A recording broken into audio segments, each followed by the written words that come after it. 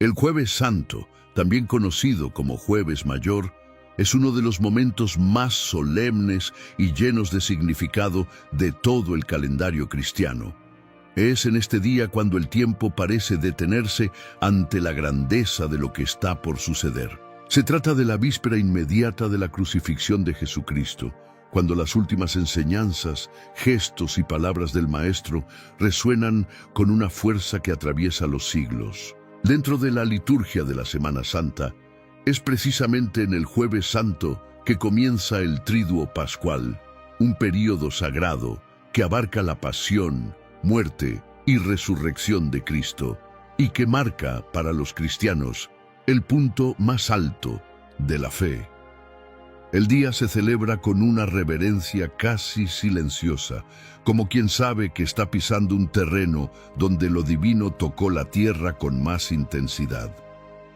Más que un recuerdo histórico, el Jueves Santo es una vivencia espiritual, una invitación a participar no solo con la memoria, sino con el corazón, de lo que fue el último encuentro de Jesús con sus discípulos antes de ser entregado. Fue en ese día que él celebró la última cena, no como una simple despedida, sino como un momento cargado de misterio y simbolismo, donde el pan y el vino dejaron de ser simples alimentos y pasaron a ser signos vivos de una nueva alianza entre Dios y la humanidad. La tradición cristiana recuerda que en esa noche Jesús instituyó la Eucaristía, uno de los sacramentos centrales de la fe, y dio un nuevo significado al mandamiento del amor.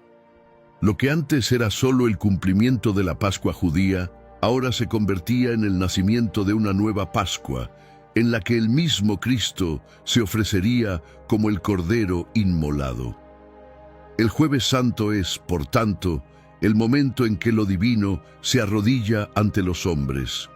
El Maestro se convierte en siervo y el reino de Dios se revela de manera paradójica, a través de la humildad, el sacrificio y la entrega voluntaria. Es el día en que la historia humana cambió para siempre, cuando el cielo comenzó a inclinarse hacia el Calvario y cada gesto de Jesús pasó a cargar el peso de la redención. El lugar escogido por Jesús para celebrar su última comida con tintas, los discípulos, no fue al azar. El cenáculo, una sala amplia en el piso superior de una casa en Jerusalén, se convirtió en el escenario de uno de los momentos más sagrados y decisivos de toda la historia cristiana.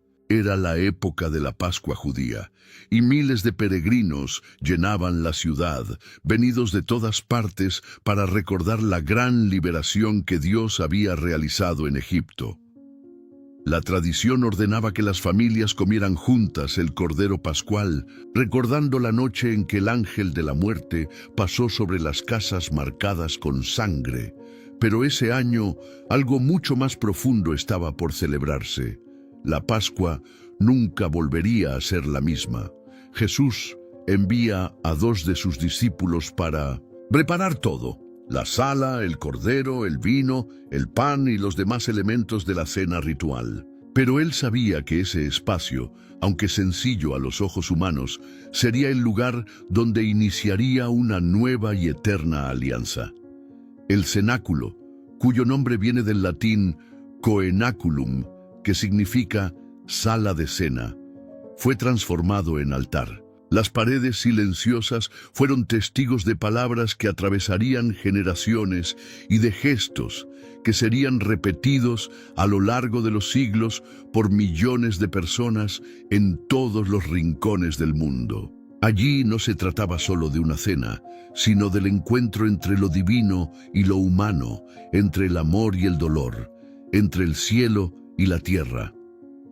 El lugar, cuidadosamente preparado, revelaba la intención del Maestro: estar en comunión íntima con los suyos antes de que llegara la tormenta. Había algo solemne en el ambiente. Los discípulos, aunque sin comprender plenamente lo que ocurría, sintieron el peso espiritual de ese momento. La mesa se convirtió en símbolo de unidad, de entrega y de despedida. cada gesto de Jesús. Al partir el pan, al ofrecer el cáliz, estaba lleno de propósito, como si estuviera dibujando espiritualmente lo que pronto sucedería en el Calvario. El cenáculo se convierte también en el lugar de la enseñanza final, donde el Maestro mira a los ojos a los suyos y les entrega sus últimas instrucciones. Ya no había multitudes. Era una conversación íntima, casi un testamento espiritual. Y al mismo tiempo, era el inicio de la misión de la Iglesia. Por eso el cenáculo es recordado no solo como el lugar de la última cena, sino también como el nacimiento del cristianismo, el punto de partida de una fe vivida en comunidad. Es en ese espacio sagrado donde todo comienza a tomar forma. La cruz se acerca, la traición ya está en marcha, pero en ese cuarto escondido en Jerusalén, Jesús planta la semilla de la eternidad. Y lo que pudo haber sido una simple cena entre amigos se transforma, por medio de su palabra y sus gestos, en la cena que redefine el destino de toda la humanidad. La cena comenzó como tantas otras que conmemoraban la Pascua, pero pronto adquirió un significado completamente nuevo. Sentado a la mesa con los 12, Jesús tomó el pan en sus manos y con una mirada que parecía atravesar el tiempo, pronunció palabras que jamás serían olvidadas. Esto es mi cuerpo, que por vosotros es dado. Haced esto en memoria de mí. Luego levantó la copa y declaró: esta copa es el nuevo pacto en mi sangre, que por vosotros se derrama. Lucas 22, 19, 20. En ese instante, Jesús transformó los elementos más sencillos, el pan y el vino, en símbolos eternos de su entrega y de su amor sin condiciones. La última cena dejaba de ser simplemente una comida para convertirse en la institución de la Eucaristía, el sacramento que une profundamente al creyente con Cristo.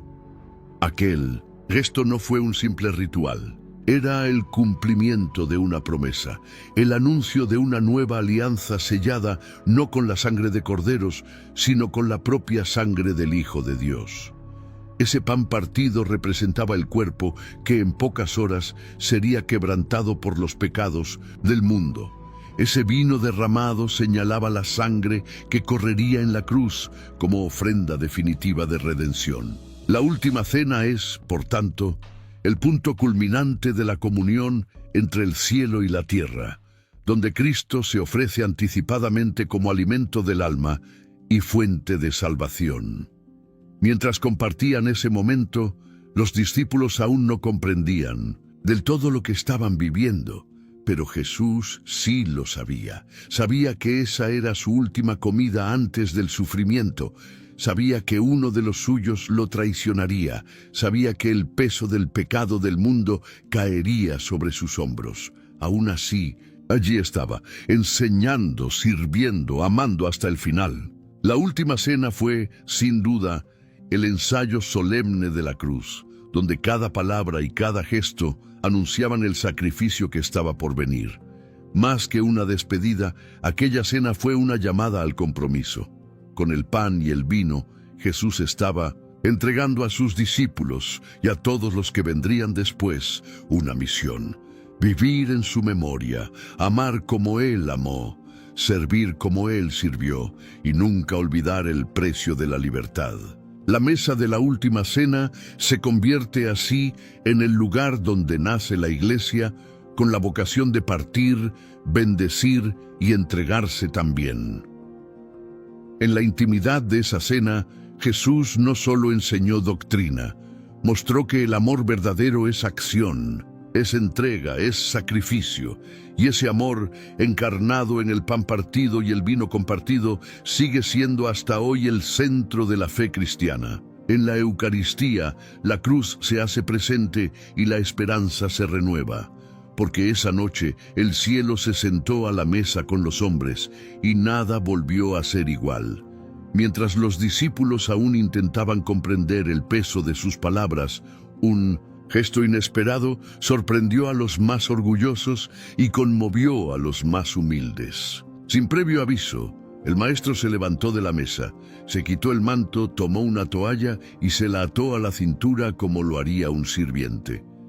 En silencio, se arrodilló frente a cada uno de sus amigos y comenzó a lavarles los pies. Algo impensable en aquella cultura. Era una tarea reservada para los esclavos, no para el anfitrión, y mucho menos para el Hijo de Dios.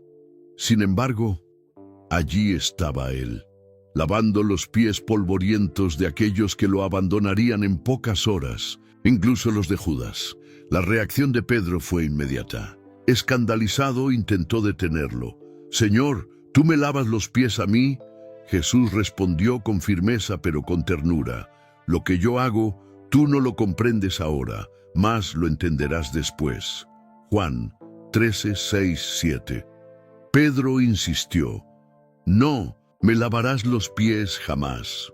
Entonces escuchó una respuesta que lo dejó sin palabras. «Si no te lavare, no tendrás parte conmigo». En ese momento, Pedro se rindió, y Jesús, con manos de rey y corazón de siervo, continuó lavando los pies uno por uno, sin excluir a nadie, sin dudar, sin discriminar.